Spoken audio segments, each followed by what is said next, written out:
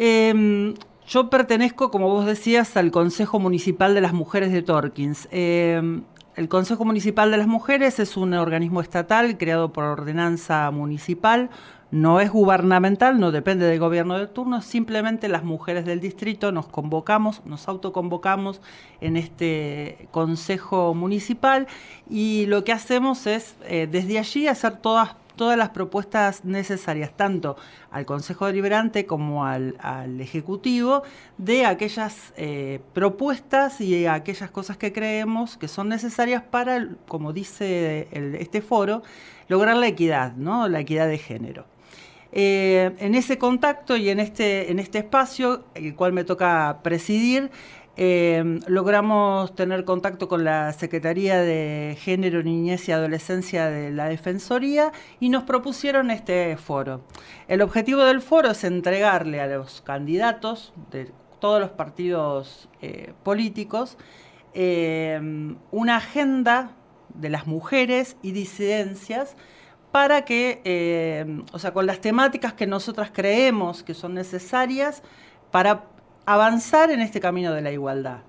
Y en ese sentido lo que hicimos fue convocar desde concejalas, las áreas correspondientes que pueden incluir género. Encontramos que solo hay 3 municipios que tienen un área de género conformada, no existen las áreas de género en los municipios de la sexta sección electoral. Solo hay 3, después todas las demás tienen su área de acción social, algunos tienen un área de familia, pero no existe el área de género. Así que bueno, eso fue una primera limitación, por lo cual nos comunicamos con las áreas de desarrollo social o acción social, depende cómo se llame en cada municipio. Y después hicimos invitación a todas las mujeres y a las agrupaciones de mujeres que hay en los distintos distritos. En algunos lugares como Bahía Blanca, digamos, hay muchas agrupaciones, en otros lugares hay menos, pero hicimos una convocatoria. También para a quienes están de candidatas también, ¿no? O sea, hicimos una convocatoria también para ellas, porque creemos que es importante que puedan participar, opinar y además poder llevarse esta de primera mano, digamos, todas las opiniones y las ideas que tenemos las mujeres para avanzar en esto de la materia de equidad de género. Para dar ejemplos muy concretos, en el distrito de Torkins, por ejemplo, no tenemos una maternidad, ¿no? Las mujeres deben trasladarse para poder parir. Una cosa tan sencilla que podría ser atendida en su propia localidad es una cosa que es bastante compleja.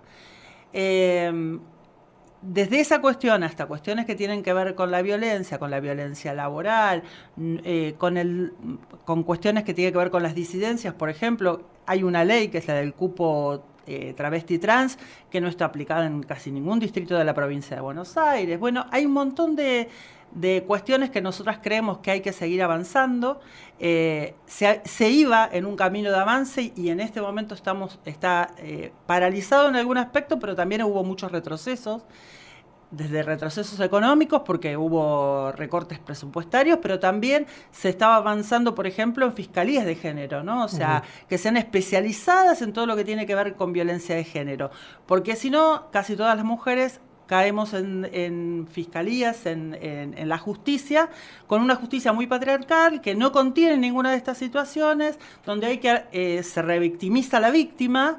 Y en general termina no dándose respuesta. Por ejemplo, bueno, en ese camino se estaba avanzando, se iba en un camino y de golpe se detuvo y ahora es más, hasta en un retroceso de esas cuestiones. Bueno, lo que tiene que ver con la justicia, lo que tiene que ver con la atención de la violencia de género, hay pocas comisarías de la mujer, las que existen están en un determinado lugar, pero en distritos como los nuestros, que tienen varias localidades, hay que trasladarse para poder hacer esas denuncias, todo lo que eso significa, porque la mujer no va a trasladarse, o si puede trasladarse, bueno, es difícil. Hay pocas políticas, por ejemplo, de atención, y muchos municipios no han firmado convenios con la provincia, por lo cual no llegan a los municipios. Bueno, hay muchísimas situaciones que cuando uno empieza a trabajar en esta temática de género, empieza a encontrarse con estas dificultades, empieza a encontrarse con estas realidades y bueno, la idea es esta, ¿no? Poder expresársela concretamente a cada uno de los candidatos, tanto en el legislativo como en el ejecutivo, porque hay mucho también para legislar. tanto en un aspecto como en otro, presentarles una agenda de lo que, por lo menos en lo que es la sexta sección electoral, estamos necesitando en materia de género. Así que ahí en este foro se va a construir esa agenda, ¿no? Te escucho y reflexionaba o pensaba que uno escucha a los distintos candidatos, los distintos políticos, los distintos gobernantes, legisladores, incluso comunicadores sociales, y se habla mucho de la equidad de género, pero como dice el dicho, del hecho al trecho hay mucho recorrido, ¿no? Se nota eso, que es más una cuestión, si se quiere, entre comillas, de marketing, que queda bien hablar de la igualdad de género, pero al momento de implementarlo se resiste, hay mucha resistencia a esto. Y mira, si vos mirás las fotos en general de cualquier reunión política, claramente salta a la luz de que hay más testosterona que, ¿no? O sea, en general son muchos varones, pocas mujeres. Las mujeres que llegan a esos espacios es porque son las parejas de alguien, las hermanas de alguien, las parientes de alguien, que hace que tengan ese acceso más directo a lo que son el aspecto o el lugar político. Y en general se dice muchas de estas cuestiones, pero después cuesta mucho la concreción. Hay una gran resistencia. Es una cuestión muy sencilla. En cualquier cuestión sociológica, donde hay un colectivo que pierde privilegios y otro que está reclamando derechos, siempre al que pierde privilegios le cuesta, ¿no? Se resiste. Eso es inevitable. Entonces, en lo que es lo masculino, siempre hay más resistencia porque se están perdiendo privilegios. Y nosotros estamos en un campo de conquista, obviamente, porque nosotros estamos buscando nuestros derechos y estamos en ese campo de conquista. Entonces, bueno, seguro que hay mucha resistencia y que hay mucho discurso, pero poca práctica, eso seguro. Y yo siempre digo que esto no tiene que ver con una cuestión genital, sino que tiene que ver con una cuestión de cabeza, porque hay muchas mujeres que son machistas y muchos hombres que son feministas. Totalmente. En sus cuestiones. En eso se trabaja con respecto a que no veamos la cuestión de un punto de vista genital, sino de un punto de vista de cabeza, de cómo piensa la otra persona. Sí, en los colectivos de mujeres, digamos, se vive también esta situación. Así todas las que se dice, o las que nos decimos, feministas, digamos, todos estamos atravesados por el patriarcado. Por lo tanto, el machismo nos influye a todos. Eso es inevitable, digamos. Es un recorrido de construcción. Que las mujeres lo hacemos más fácil, si querés, en el sentido de que estamos en la conquista de derechos. Pero hay muchísimos hombres que se han plegado a las luchas feministas y que están en un proceso de construcción importante. Y hay muchísimas mujeres que, como vos decías, son más machistas que los hombres y que tienen una gran resistencia, o que dicen, no, bueno, sí, yo creo en la equidad de género, pero yo no soy feminista. Y en realidad, si vos creés, el feminismo no es lo contrario al machismo. El machismo es una cuestión donde hay alguien que ejerce un poder que no tiene por naturaleza, sino que lo ejerce autoritariamente, que hace abuso de ese poder que tiene. Y en el feminismo lo que hacemos, en realidad, creemos en esto, en la equidad y la igualdad. Entonces, en realidad, si vos creés en la equidad y la igualdad, todos somos feministas de alguna manera, ¿no? Porque es una idea de concebir la sociedad, donde todos seamos, tengamos los mismos derechos. Y además donde todo se negocia, digamos, también, ¿no? Porque, bueno, habrá familias que el hombre se queda en la casa y la mujer sale, porque es una cuestión de que hay más posibilidades laborales para esa mujer y no para ese hombre, pero, digamos, todo se negocia, se charla, se conversa y se acuerda, ¿no? Básicamente eso tiene que ver con la equidad, ¿no? El acuerdo entre las partes en cualquier vinculación, en cualquier relación. Sea hombre-mujer, sea hombre-hombre, digamos, no hay un tema, como vos decías, de genitalidad, ¿no? O sea, no es un tema de genitalidad. Silvia Zavala, y en estos encuentros que ustedes hacen, sí. Seguramente se debaten fundamentalmente también la realidad, ¿no?, que vive la mujer. Vemos en los últimos tiempos una exposición de una sociedad violenta hacia la mujer. Vemos a través de figuras importantes del ámbito del espectáculo, denuncias de abusos de tiempo atrás. ¿Esta sociedad de violencia y de abuso siempre estuvo y hoy se visibiliza o hoy se ha profundizado esa problemática? No, yo estoy convencida de que siempre existió. Lo que estaba era naturalizado, ¿no? O sea, hay cuestiones que eran naturales, que estaban vistas como normales dentro de una familia, estaban vistas como... Tenemos como mucha cuestión, como por ejemplo, los trapitos sucios se lavan en casa, lo que pasa en casa queda en casa y no se habla. Estas cosas son normales porque es tu tío, porque es tu abuelo, porque es tu papá, porque sí, o sea, había mucha naturalización. Hoy esas cosas, gracias a un gran avance que tuvo que ver con estas cuestiones de género, con la educación sexual integral, con todas estas denuncias inclusive públicas, de muchas mujeres que pusieron su cuerpo en juego, porque digamos, está de esto que decís vos de la violencia, aquella mujer que se anima recibe una violencia muy importante. No es gratuito el hablar. No es gratuito, no es gratuito. Y digamos, por eso digo que se expone el cuerpo también en esto, ¿no? Porque bueno, aquellas personas que han pasado por situaciones de abuso, de violencia, o cualquier mujer que haya pasado por estas situaciones, sabe que esto repercute inevitablemente en el cuerpo. Entonces, yo creo que siempre existió. Hoy lo que tenemos es una sociedad, o por ahí hay un colectivo de mujeres y de hombres también, que van acompañando este proceso y que contienen a las mujeres. Y además hay algunas cuestiones de la justicia que empieza, digamos, ¿no? Por ejemplo, hubo una persona que hizo una denuncia a un colectivo de mujeres porque hizo una denuncia pública, pero no la llevó a la justicia.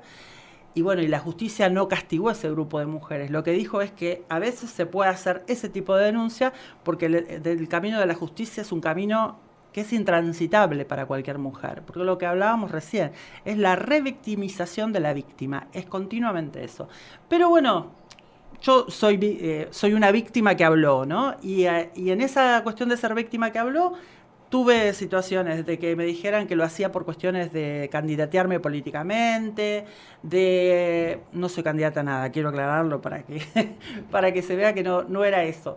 ¿Por qué no lo hacía la justicia? Que el lugar para hacer estas cosas es la justicia, y vuelvo a este punto, ¿no? A veces el camino es ese, pero a veces el camino de la justicia implica también exponer a otras víctimas, ¿no? Y uno no puede decidir por uno, pero no por otros. Y a veces es hacerle daño a otras personas también.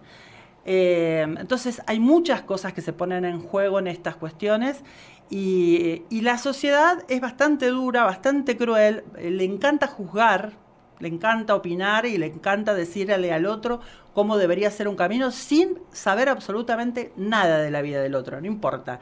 Pero a partir de eso yo te digo cómo tendrías que vos manejarte con esta realidad. Cuando es muy difícil eso, ¿no? Entonces, para mí el mejor camino es sí, siempre hablar, porque cuando uno saca afuera puede empezar a sanarse.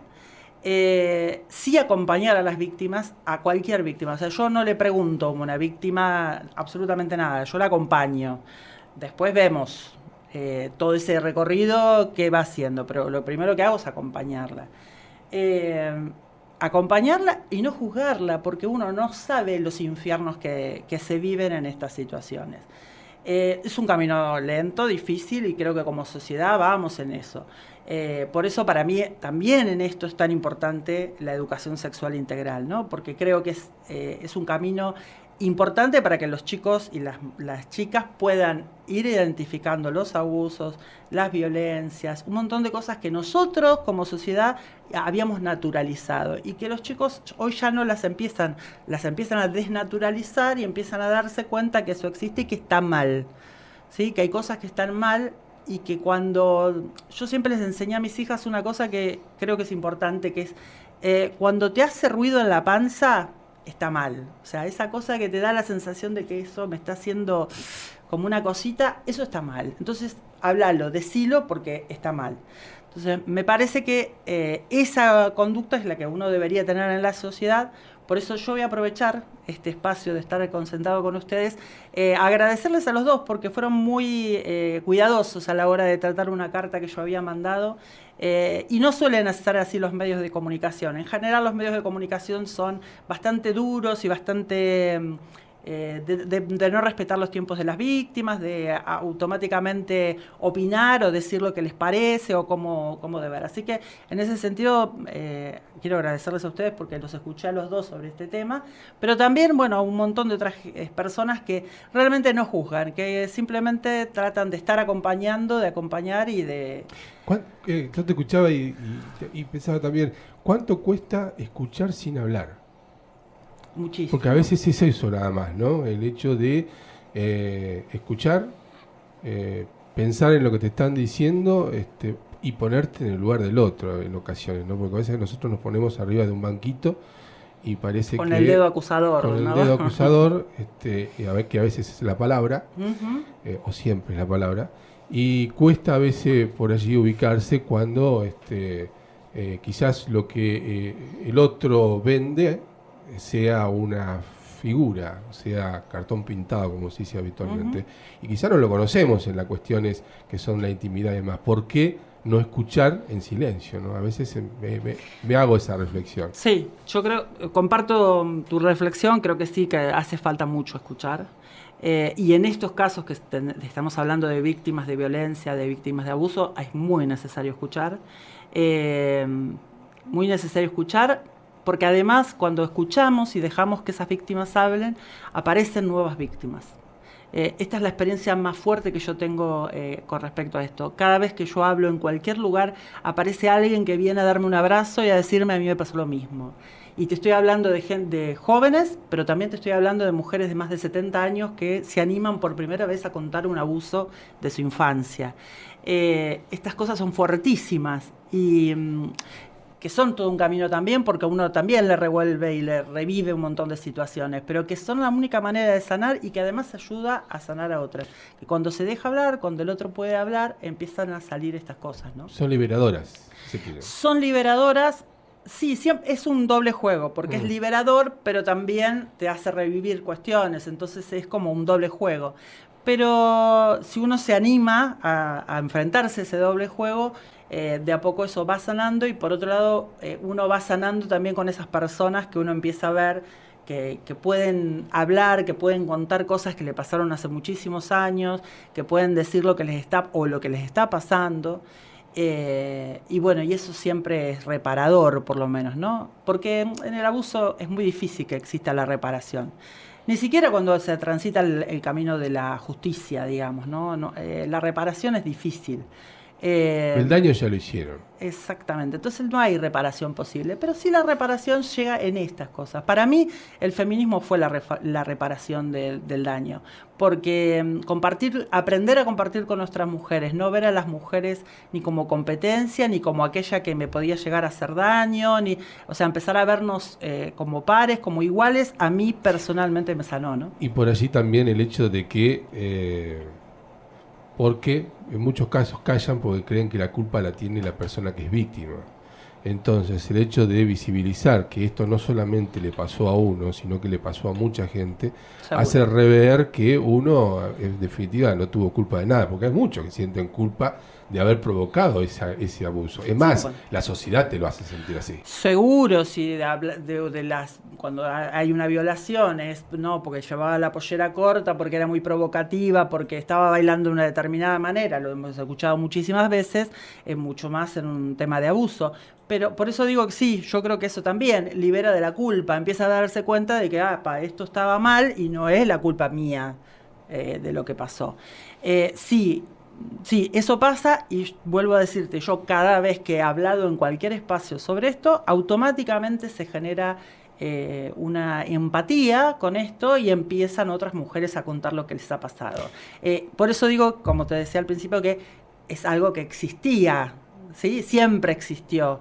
Lo que pasa es que durante muchos años estuvimos calladas, no hablamos de estas cosas quedaron adentro, o las naturalizábamos o las vivíamos con dolor, pero no las hablábamos. Hoy se hablan, se empiezan a decir Y de a poco esas mujeres que durante muchos años callaron, guardaron, esperaron, hoy empiezan a hablar, y eso creo que es un proceso liberador. Pero además debe ser liberador como sociedad, porque empezamos a dejar de naturalizar lo que está mal y empezamos a ver las cosas desde otro lugar, ¿no? Y hay un Estado contenedor de estas situaciones, digo, independientemente de la justicia, que la vemos más activa, y o sea, el Estado ante una situación así, porque convengamos también que hay casos donde una mujer puede estar absolutamente sola, sin el apoyo de ningún entorno. ¿El Estado cumple adecuadamente ese rol? No, en este momento no. No tenemos ninguna política de Estado para contener ninguna de estas situaciones, no hay una, excepto en algunos municipios que hay realmente una preocupación y que se arma, digamos, un circuito, pero digamos a nivel Estado provincial o nacional, yo he estado tanto en el Consejo Provincial como en el Consejo Nacional de las Mujeres, y hay cero políticas públicas. Sí hay convenio firmado con no sé quién, y un curso por acá, un curso por allá, pero eso no alcanza. No alcanza además para contener a esas mujeres que se van de la casa con lo puesto, que se llevan los documentos de los chicos y van a hacer la denuncia, y después de eso no saben qué les espera después de esa cuestión. Entonces eso es una situación difícil, porque en este momento hay muchísimas menos políticas de las que teníamos. Íbamos en un camino de conquista de políticas públicas en ese aspecto, pero en estos 4 años la verdad que los hemos perdido. Ha sido una constante de pérdida, digamos, ¿no? Pero bueno, también tiene que ver con cómo se concibe a la mujer en esto.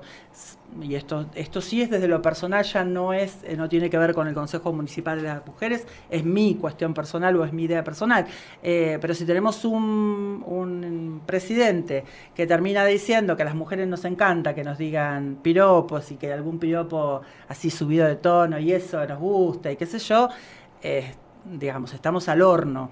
Es muy difícil que con esa cabeza puedan prosperar debajo políticas que realmente entiendan qué es la mujer y cómo debe ser trabajada estas situaciones, ¿no? Si ya desde la cabeza de un país se piensa de la mujer en esos términos, ¿no? Es muy difícil. Sí. El Consejo Municipal en el cual integrás y presidís, ¿puede ser la semilla que pueda gestar esto que recién hablábamos, de una contención del Estado? Las mujeres pueden contar con un consejo municipal como para ir, sentarse y charlar estas cuestiones, porque a veces sentarse frente a un fiscal o un ayudante fiscal, esa entidad de la justicia que parece tan señorial, asusta, cuesta hablar, quizás no tengan un entorno de amistad y de amigos que puedan escuchar sin hablar. ¿El Consejo Municipal puede ser una herramienta en este sentido? Sí, lo es, porque bueno, muchas mujeres se acercan a contarnos, a plantearnos, a decirnos lo que opinan, y además es un camino, digamos, que también sirve para la exigencia. Nosotras somos las que reclamamos este tipo de políticas, ¿no? Las que reclamamos que exista una dirección de género en cada municipio, o sea, nosotros cuando empezamos a estar organizadas las mujeres podemos exigir desde otro lugar. Entonces sí lo es. De hecho, desde varios municipios, o sea, varios colectivos de mujeres de distintos municipios nos han pedido la ordenanza para poder empezar a llevarlo adelante, ¿no? Hay una gran preocupación para que empiecen a existir desde donde se puedan organizar cosas y desde donde se pueda exigir al Estado que implemente estas políticas públicas. Por supuesto que el que tiene que actuar, como él decía, de contener, digamos, económicamente, es el Estado. Obvio. Nosotras, esa es la primera idea que tenemos. Nosotros no vamos a hacer nada que pueda hacer el Estado. Pero sí para conocer, para saber, para poder charlar, para poder hablar de cosas que van pasando. Nos hemos encontrado con situaciones de acoso de los policías que van a hacer los operativos Sol, y eso sale porque lo charlamos entre las mujeres, si no nos enteraríamos, porque eso nadie va a denunciar a la comisaría a un policía que ejerció acoso hacia jóvenes, ¿no? Entonces, bueno, eso surge en estos espacios donde nos sentamos a hablar y hablamos del acoso callejero, porque hubo varias situaciones en el distrito, y a partir de eso surgen ideas y empezamos a armar una ordenanza de acoso callejero, nos comunicamos con otras municipalidades. Hay municipalidades que son ejemplo en materia de género. Por ejemplo, Lomas de Zamora. Lo mejor, digamos, legislativamente y en materia de políticas es Lomas de Zamora. Lejos. Nosotros nos hemos visto todas las ordenanzas, los protocolos de violencia de género, la atención a las víctimas, los lugares de contención, son ejemplares. Hay un colectivo de mujeres, por supuesto, que atrás que está continuamente, pero también hay un intendente que permite que todo eso pase. No siempre pasa que el intendente permite que eso pase, ¿no? O sea, pero en este caso, reconocido, inclusive estuvo en un acto en la entrega del premio Julieta Lanteri del Observatorio del Senado, y reconocido por la propia oposición, diciendo que realmente lo mejor, o sea, su intendente era capaz de habilitar políticas públicas que ellos habían pensado que era imposible, ¿no? Entonces, bueno, creo que ese es uno de los ejemplos. Para mí es el mejor, digamos, en ese aspecto, porque en todo lo que es legislativo, si vos necesitas buscar una ordenanza de lo que se te ocurra, vas ahí y la buscas. Después hay muchos municipios, no sé, hay excelentes concejales en Bahía Blanca, en Patagones, en Villarino, que presentan ordenanzas y todo eso, pero quedan dormidas porque, bueno, si no hay un ejecutivo, o sea, que deje avanzar, un oficialismo que deje avanzar, es muy difícil. Pero en este caso, tanto del oficialismo como de la oposición, Lomas de Zamora realmente es un ejemplo. La cita es el lunes, entonces. El lunes de 14 a 17 en Sierra de la Ventana, en el Club Ventana. La entrada de Sierra de la Ventana, antes del saltito que permite, antes de eso, a mano izquierda está el Club Ventana. Se van a dar cuenta porque parece un gran sombrero. Ahí vamos a estar con la Defensoría del Pueblo, con Karina Nazabel, que fue diputada provincial y con grandes leyes para todo lo que tiene que ver con género.